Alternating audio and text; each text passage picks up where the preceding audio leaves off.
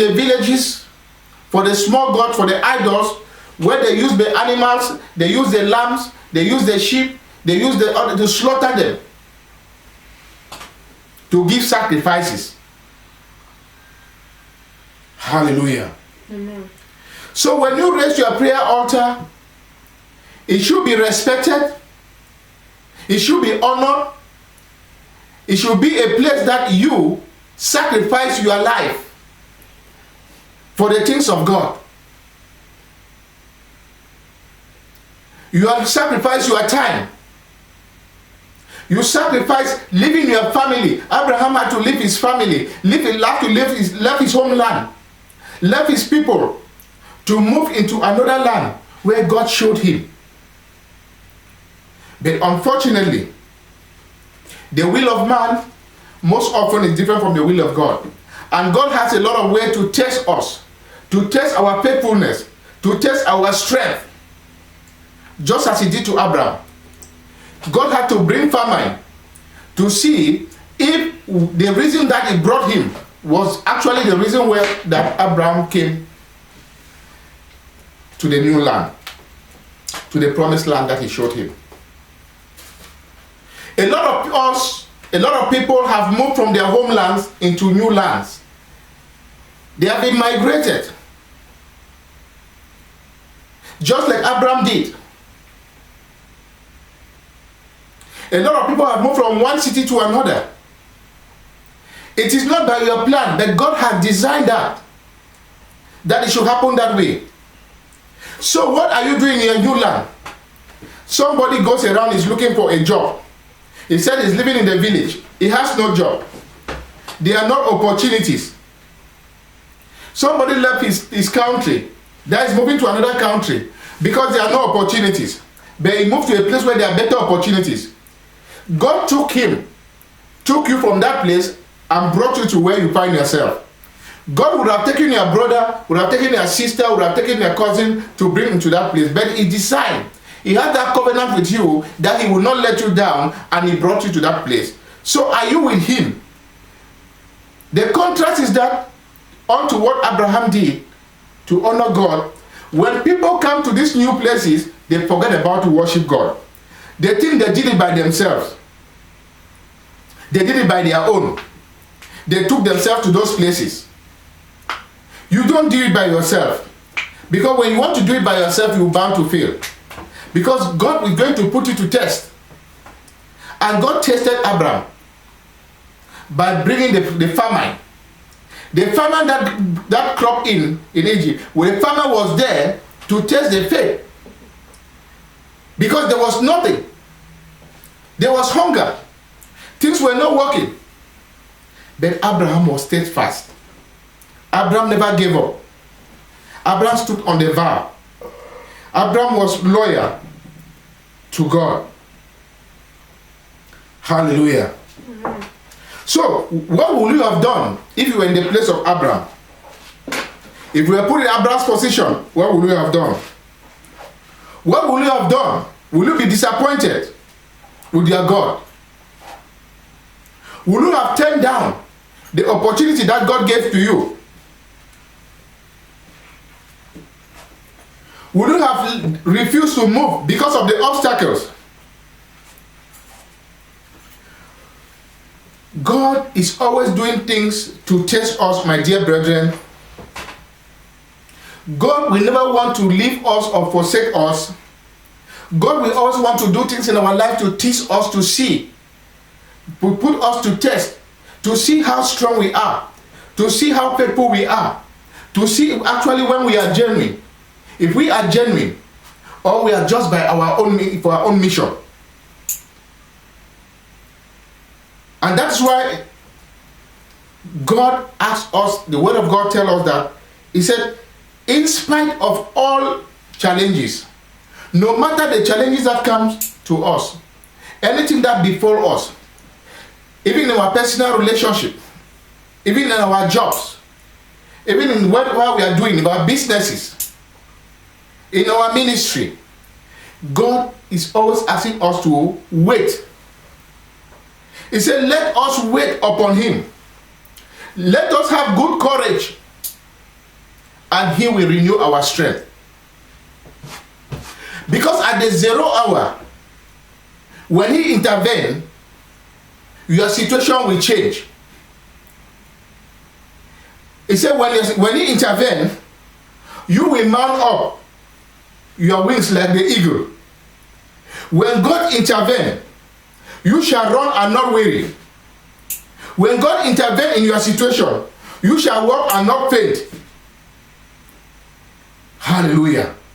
Amen. Hallelujah. Glory be to Jesus. Amen. We see, brethren, that in the book of Genesis chapter 1, 13 verse 1, so Abraham went up to Egypt, from Egypt to Negev.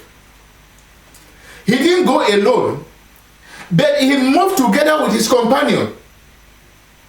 He moved together in fellowship with his wife,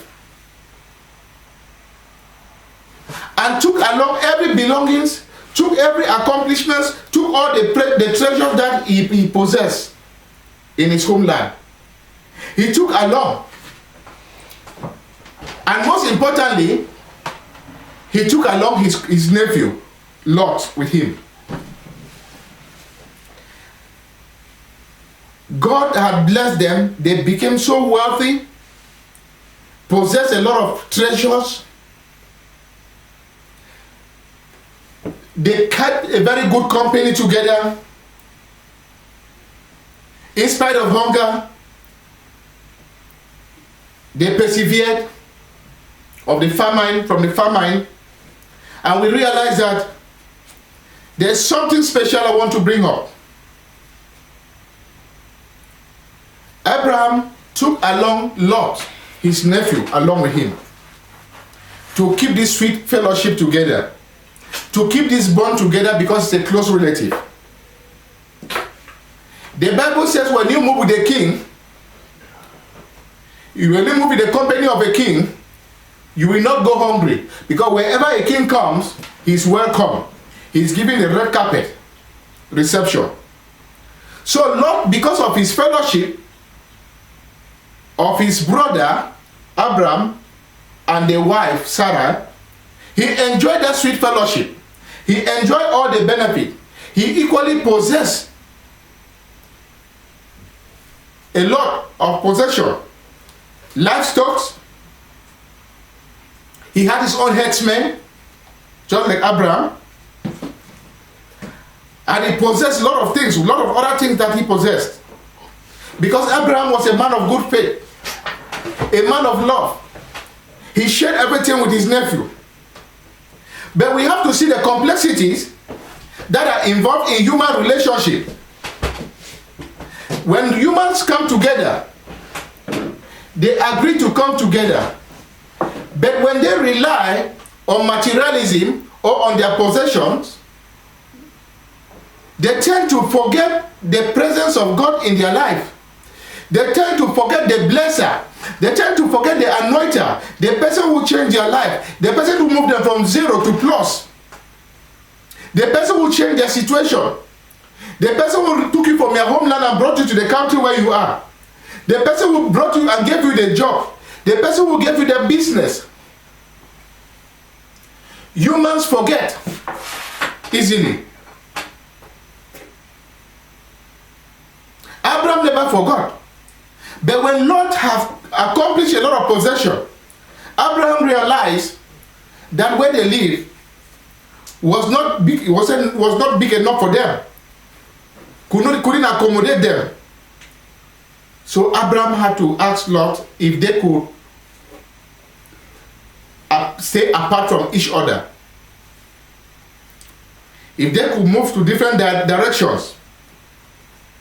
And that's why we saw in the book of Genesis chapter 3, chapter 13, verse 1. He said what? He said verse 9, 13 verse 9. He said, let us part company. If you go to the right, I will go to the left. If you go to the left, I will go to the right. Because the place that they were could not accommodate them any longer. Because they had acquired a lot of wealth, a lot of treasures. The place became so small for them. Where you find yourself Is this accommodating to you? Are you accommodating somebody? How do you feel? How does a person feel? Is it appreciative? Hallelujah. Amen. This is what we have to ask ourselves. So, in verse 13, verse 7, chapter 13, verse 7 tells us that he said, a quarrel broke in. I will just read. He said, and quarreling arose between Abram, headsman, and Lot. The Canaanites and the Perizzites were also living in the same land at that time. Hallelujah. And Abraham said to Lot, he said, we should not quarrel. We should not quarrel. My brother Lot, we don't need to be quarreling. We don't need to quarrel. Our headsmen are not supposed to be quarreling. My headman and your headman are not supposed to be quarreling.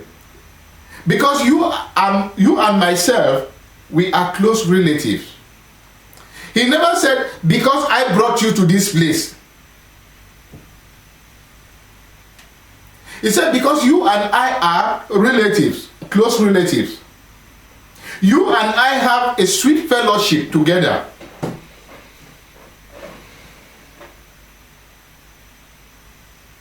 He said, you don't need to quarrel with me because of land. Your headman is supposed to quarrel. He said, it's not the whole land before you.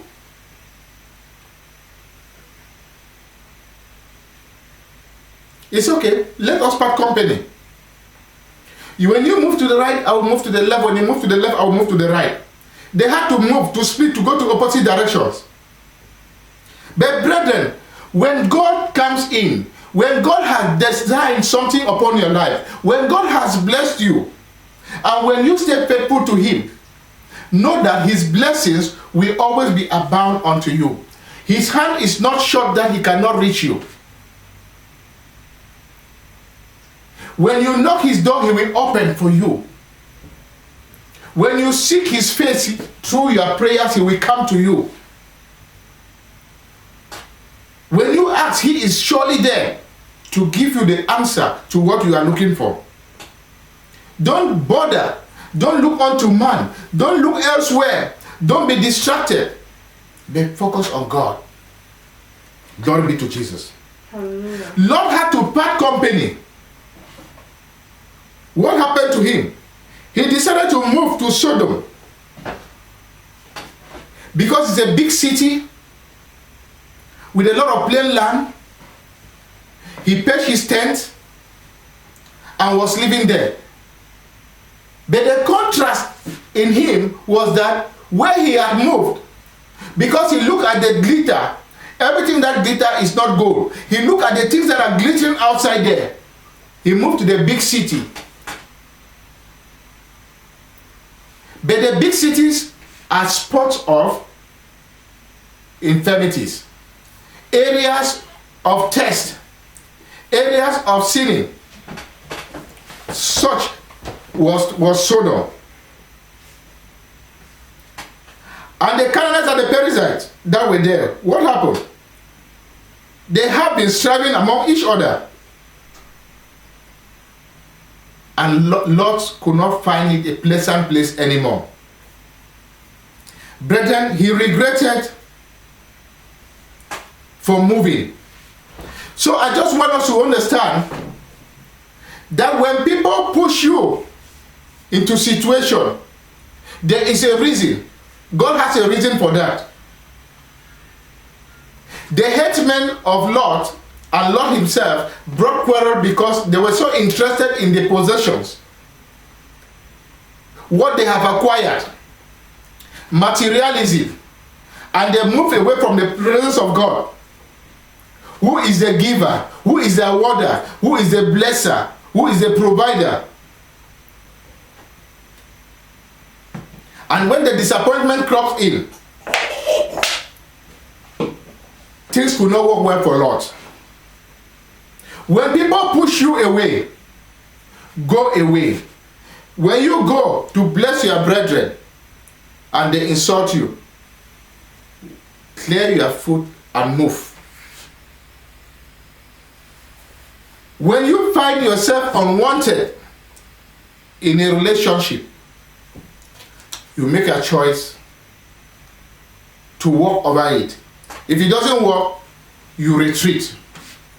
When you find yourself in a company that is toxic, that is aggressive, that causes you a lot of pain, you pull out and reflect and pray over it. And God himself, our rewarder, will take charge of it. Glory be to Jesus. Hallelujah. Let us tend not to regret when things are not working well in our life. We shouldn't be regretting, but we shouldn't be glorifying God. We just be thanking God. We should be thanking God more. When things are not working, thank him. Thank you, Father. Thank you, Lord, for what you have done to me previously. Thank you very much. I appreciate what you have done to me. But when you rely on that particular situation that is not working at that moment, then you will be lagging there. You have so much pain. You have so much frustration. Hallelujah. Amen. So when things are not working, ask yourself, what am I going to do? You turn now to Psalm 23. It said, the Lord is my shepherd. I shall not lack nothing. He said, well, he will lead me beside the still water. He will refresh my soul. He will guide me along the right path. Just for his own sake. Not for my own sake. Even when I walk in the valley of the shadow of death, I will fear no evil. For his rod and his staff, they will comfort me. He will prepare a table. Even when I find myself in that very table with the enemies, with those that don't dislike me, he will set a table before me with them. He will anoint my head with oil, and my cup will overflow. And when your cup overflows, you realize that then surely his goodness will follow you. His love will follow you all the days of your life. Not just one day. As you dwell in his house, he will never forsake you. He will never leave you alone. But he will bless you. Hallelujah. Amen. So where do you find yourself? When if something is not working, don't give up. Don't be crying. Don't be mourning. Don't be complaining. Keep up, because toxic relationship will always come. Challenges will always come before you. Separate yourself from the things that will distract you from his presence. Separate yourself from the things that want to destroy your sweet fellowship with him and with the Holy Spirit. Don't allow yourself to be distracted, but be committed to God. Because when you are committed to him, he will bring you peace of mind. Hallelujah. Amen. In Genesis chapter 13 verse 14, the Bible tells us that, it said, then the Lord said to Abraham and Lot, the Bible said, then Lot said to Abraham, after Lot had parted from him, he said, look around from where you are. He said, to the north, to the south, to the east, and to the west. He said, all the land you see, I will give to you and your offsprings forever. When God blesses you, he blesses you forever. His hand is not short that he will not reach you. His blessings are abound. His blessings, the blessings of our Lord, in Proverbs chapter 10 verse 22 tells us that the blessings of the Lord bring wealth without pain. The blessings of the Lord comes without sorrow. They bring no sorrow. They add no sorrow upon your life. Hallelujah. Amen. If you walk through, Abraham, if you walk through the length and the breadth of the land, for I am giving it to you. Look around. My dear brethren, God has blessed you. God has blessed me. God will always use somebody to change your situation. God will always send someone when you are praying, asking for his intervention upon your life. Keep being faithful to him. Don't be discouraged.